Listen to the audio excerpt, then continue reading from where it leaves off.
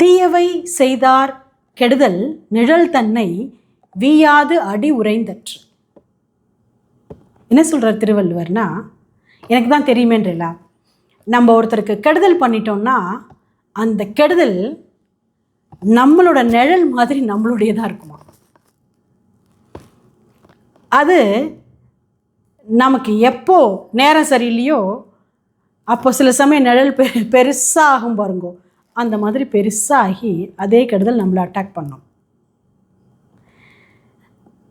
மற்ற சமயத்தில் நம்ம எங்கே போகிறோமோ அங்கே இந்த பக்கமோ அந்த பக்கமோ பின்பக்கமோ முன்பக்கமோ விழுந்து நம்மளுக்கு நான் இருக்கேன், உன்னை விடமாட்டேன் அப்படின்னு நினைவுபடுத்திகிட்டே இருக்கு.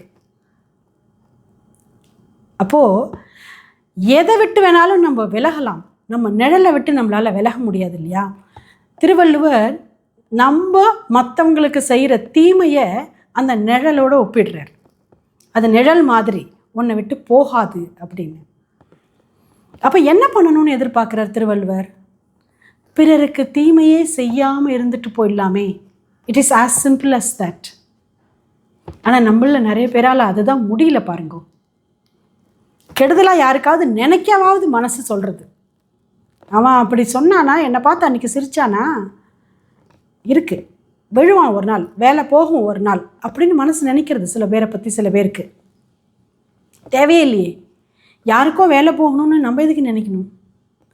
அந்த நினைக்கிற நேரத்தில் நமக்கு இன்னும் ஒரு பெட்டர் வேலை எப்படி கிடைக்கிறது, கிடைச்ச வேலையில் இம்ப்ரூவ்மெண்ட் எப்படி பண்ணிக்கிறது, இருக்கிற பிஸ்னஸை டெவலப் எப்படி பண்ணுறதுன்னு யோசிச்சுக்கலாமே இல்லையா. நம்ம வீட்டில் இருக்கிற குப்பையை நம்ம பெருக்கிக்கலாமே. பக்கத்து வீட்டில் இருக்கிற குப்பை பற்றி நமக்கு என்ன கவலை இல்லை? ரொம்ப ஆழமாக யோசிக்க வேண்டிய ஒரு பெரிய விஷயம். ரொம்ப அழகாக ஒரு 2 அடியில் சொல்லிட்டு போயிட்டார் திருவள்ளுவர். யாருக்குமே நம்ம தீயவை செய்யக்கூடாது, விரோதிக்குமே செய்யக்கூடாது, நமக்கு செஞ்சவனுக்குமே திருப்பி செய்ய தேவையில்லை. எதுக்குன்னா நம்ம செஞ்சது நமக்கு நிழல் மாதிரி வந்துடுமே. இதை நம்ம எல்லாரும் மனசில் நிறுத்திட்டோம்னாக்கா, யாருக்காவது நமக்கு கெடுதல் செய்தவர்களுக்கே நம்ம திருப்பி ஒரு நிமிஷம் யோஜனையில் எண்ணங்களில் கெடுதல் செய்யணும்னு நினச்சா கூட சச்சே ஆம் அப்படின்னு விட்டுடுவோம் நம்ம. நல்ல குரலில். நன்றி.